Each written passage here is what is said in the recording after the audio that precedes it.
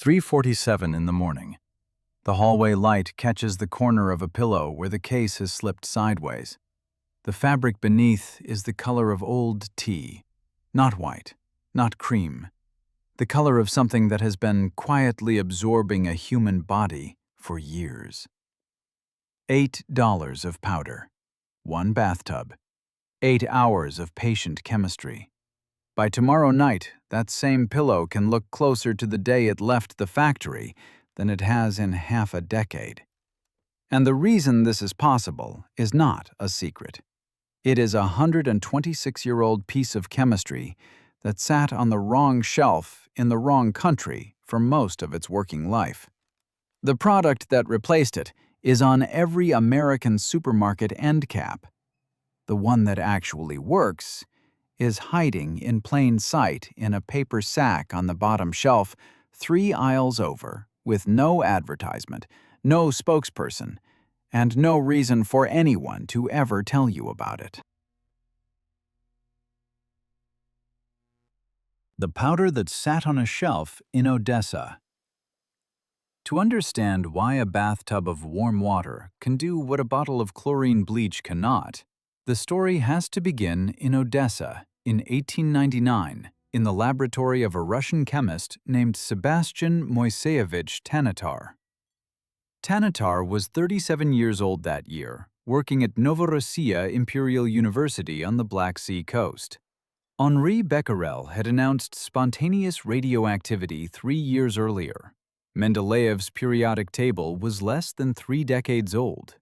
Russian chemistry was a small, intense field, and most of its serious work was published in German journals, because German was still the working language of the discipline. Tanatar was running an unusual experiment. He was crystallizing hydrogen peroxide directly onto sodium carbonate. Hydrogen peroxide, in 1899, was a solved chemistry but an unsolved practical problem. It worked beautifully as a bleach and a disinfectant. Joseph Lister's surgical antiseptic revolution had been built around peroxide compounds in the 1860s. Paper mills had been using it to whiten pulp. Textile finishers had been using it on linen. But the molecule fell apart on its own within weeks of being made, decomposing in any container that was not perfectly sealed and perfectly cool. You could not put it on a shelf. You could not ship it across a continent. You could not sell it through a retail channel. What came out of Tanatar's flask was a white, dry, free-flowing powder. It did not look like anything special, but it carried, locked inside its crystal lattice, 3 molecules of hydrogen peroxide bonded to every 2 molecules of sodium carbonate. When that powder met water, it would not melt. It would release its peroxide back into solution, fresh, undecayed, ready to bleach. Tanatar had not invented hydrogen peroxide. He had invented something far more useful. He had invented a way to keep it on a shelf. Tanatar was born in a Jewish family in the Russian Empire in 1862. He spent his life as a working chemist in Odessa, never famous, never wealthy, publishing in German chemistry journals because that was where chemistry was published then. He died in 1934, the year Marie Curie died, the year before sulfa drugs went on the market. By that point, the powder he had described in his 1899 paper had a different name. The world was calling it sodium percarbonate, and the Solvay company in Belgium was already producing it for the European laundry industry. He never saw what it would become, or what would happen to it on the other side of the ocean.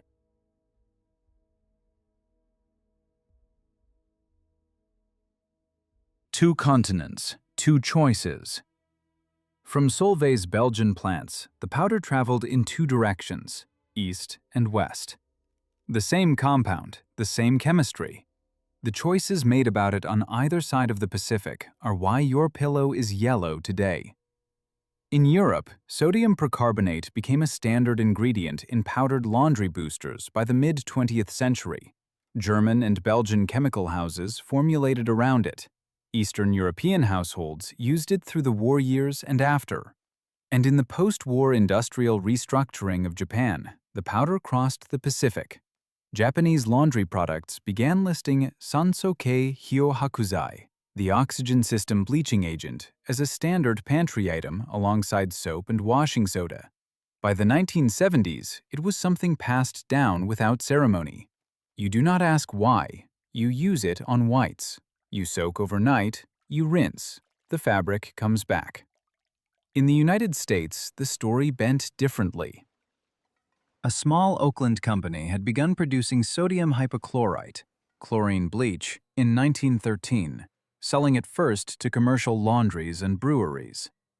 By the 1920s, that company had taken the name Clorox. By the 1930s, hypochlorite was a household name. By the 1950s, the American laundry shelf was structured around it. And then came the automatic washing machine.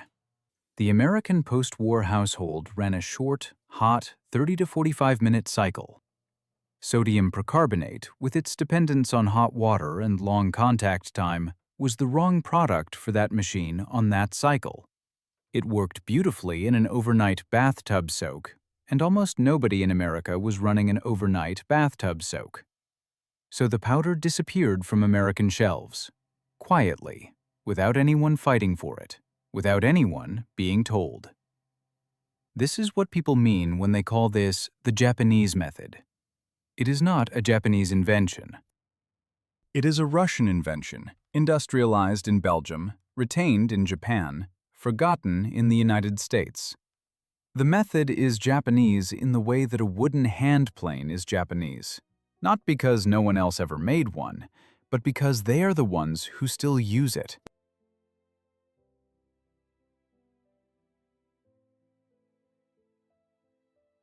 What the molecule actually does. The mechanism is not vague, and it is worth understanding precisely, because this is the part that separates a working protocol from a folk remedy. When sodium percarbonate dissolves in water above about 40 degrees Celsius, it splits into its two parts: sodium carbonate, which raises the pH of the water into the alkaline range above 10, and hydrogen peroxide, which in alkaline conditions releases a particular reactive species, the perhydroxyl anion, written HOO-. The perhydroxyl is selective. It seeks out a specific kind of chemical structure called a chromophore. These are the long chains of alternating carbon double bonds, what chemists call conjugated systems, that give a yellow stain its color in the first place. The same kind of conjugated system that makes a carrot orange, a leaf green, a tomato red. The structure absorbs particular wavelengths of light, and what you see is what is left over. When the perhydroxyl finds those double bonds, it breaks them. The chain collapses. The molecule loses its ability to absorb visible light. The yellow has not been covered up. It has stopped being yellow. Sodium hypochlorite, chlorine bleach, does not behave this way. It is a non-selective oxidizer. It attacks the chromophores, yes, but it also attacks the cellulose backbone of cotton itself, breaking the beta-1,4 glycosidic bonds that hold the cotton fiber together. The textile industry has a standardized test for this damage: AATCC method 135. It measures tensile strength loss after repeated laundering. On cotton with repeated chlorine exposure, that loss has been reported as high as 48%. Almost half the strength of the fabric gone, by design of the product meant to clean it. And there is a second reaction that almost no one talks about. When hypochlorite meets the nitrogen-rich residues of human sweat, urea, ammonia, the amino acids from dead skin cells, it forms a family of compounds called chloramines. Some of these chloramines are themselves yellow.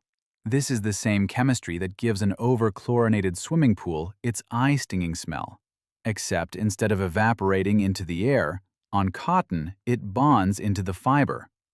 The bleach that was supposed to whiten the pillow has, by its own chemistry, locked a new yellow stain into it. You are not undoing the discoloration, you are deepening it and weakening the fabric while you do. 100 years on a shelf somewhere else. For about a century, this chemistry sat on shelves in Tokyo, in Berlin, in Prague, in Sao Paulo. In American homes, it was replaced by a product that broke the very fibers it was sold to clean. The knowledge did not disappear, it simply moved offshore. If your grandmother lived in a city with a German pharmacist or a Japanese neighbor, she may have known about the powder.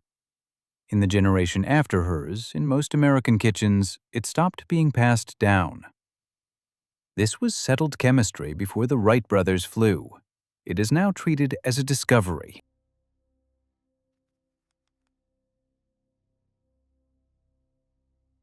Why the cheap solution stays invisible.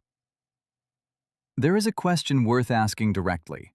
If this chemistry is more than 125 years old, and if it outperforms the chlorine alternative on the most common household stain, why does nearly every American know the chlorine product by name and not the percarbonate one? The answer is not conspiracy. It is balance sheet. Sodium percarbonate has no active patent. Tanatar's original chemistry has been in the public domain for over a century. Anyone can produce it. There is no corporate champion with an exclusive license to defend, no marketing budget tied to a proprietary formula, no advertising campaign built on a trademark. A 1 kilogram tub of pure percarbonate retails in most markets for roughly $8 to $12, and, used as directed on whites and stained linens, can last an average household 6 to 12 months. That is the wrong unit economics for a consumer goods company. A branded liquid laundry product, by contrast, is consumed in 2-week cycles, carries a patentable surfactant blend, supports a recurring revenue model, and earns back a national television advertising budget. One of these products has every commercial incentive to be visible on a shelf and in a commercial break. The other has none. Sodium percarbonate has no Super Bowl commercial. It has no celebrity spokesperson. It has no jingle, no mascot, no shelf placement deal with a major retailer. It has no department at any major consumer goods firm whose entire job is to remind you 6 times a year that it exists. It does not need to be remembered to function. It just needs to be remembered to be bought. And memory in a consumer economy is a thing that has to be paid for. Consider the math from a single household. An average American family spends roughly $200 to $300 a year on laundry products. The same family, switching its whitening function to sodium percarbonate, would spend somewhere between $16 and $24 a year on the same job. The difference is not a small efficiency gain. It is more than a factor of 10. Multiply that across 100 million households, and the gap between what is on the shelf and what could be on the shelf is somewhere in the tens of billions of dollars annually. That gap is not waste. It is the marketing system functioning exactly as designed. The result is not suppression, it is drift. Products that cannot be patented have no champion. Products with no champion get no shelf placement. Products with no shelf placement leave consumer awareness. By the 3rd generation, the knowledge is effectively gone, not because anyone hid it, because no one was paid to remind anyone of it. Patents protect inventors. They also protect markets. When a patent ends, the market that the patent built often ends with it.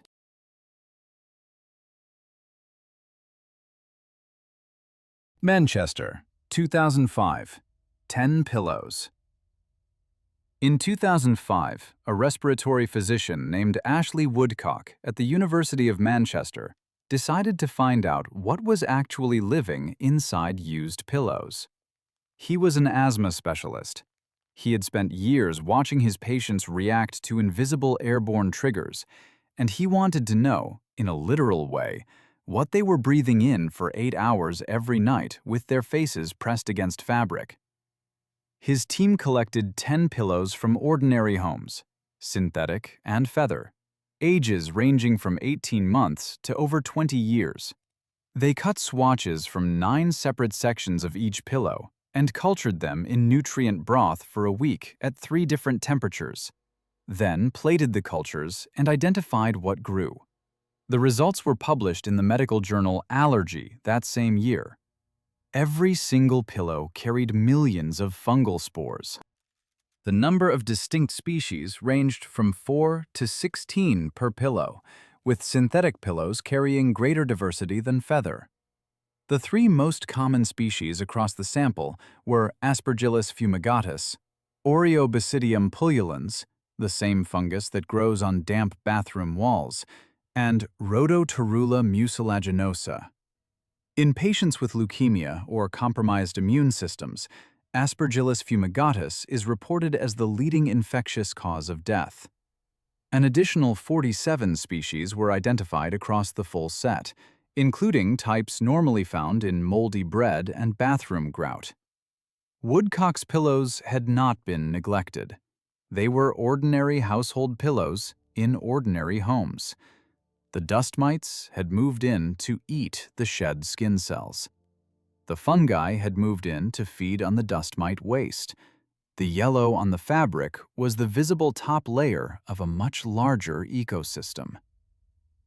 There is a separate figure that circulates often in textile and allergy literature. That by the second year of regular use, roughly 10% of a pillow's weight is no longer pillow. It is dust mites, their feces, dead skin cells, and accumulated body residue. The original measurement traces back to entomology work in the 1990s and is probably best read as an estimate rather than a precise figure. Woodcock's fungal data, however, is peer-reviewed and has not been seriously challenged. 16 species. The pillow has not been a passive object for a long time. The blueprint. Before the protocol itself, a brief practical note. Everything that follows in the next 2 minutes is also written down in a printable companion document. Ingredients in exact grams, the temperature window with both Celsius and Fahrenheit columns, a fiber compatibility chart for the materials that can be soaked and the ones that absolutely cannot, 6 common failure modes with the cause and the fix for each, a printable field log for tracking your own run, the full source bibliography with the original 1899 Tanatar paper, the 2005 Woodcock fungal study, and the AATCC textile damage standard cited in full. A QR code is on the screen right now. Point any phone camera at it. The document downloads as a PDF in about 3 seconds. Print it. Tape the protocol page to the inside of the laundry cabinet. Tonight, when the kitchen thermometer reads 55 degrees and the bathtub is filling, you do not have to remember any of this from memory. The blueprint sits beside the tub, and the chemistry of 1899 walks you through it step by step. 1 scan. 1 PDF. The next 8 hours are easier with paper in hand than with a video paused on a phone.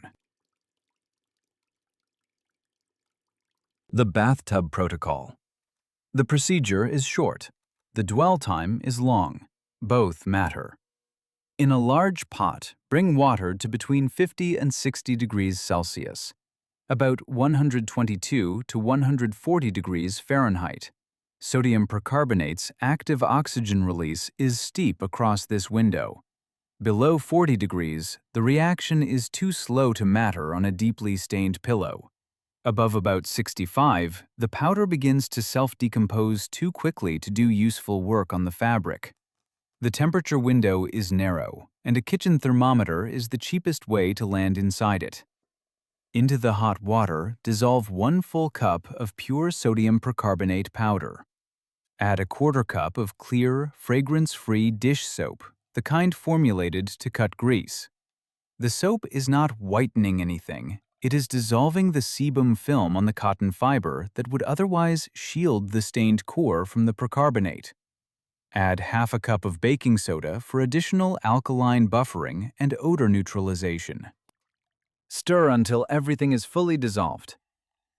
Pouring undissolved powder directly onto a wet pillow causes patchy bleaching and weak edges. 3 ingredients, 3 jobs.